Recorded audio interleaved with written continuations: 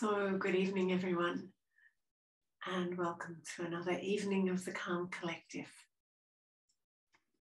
I'm in the Melbourne area and we've just had the most glorious day today. So those of you who are also joining from a beautiful day, it's a lovely way to sort of gently close, isn't it?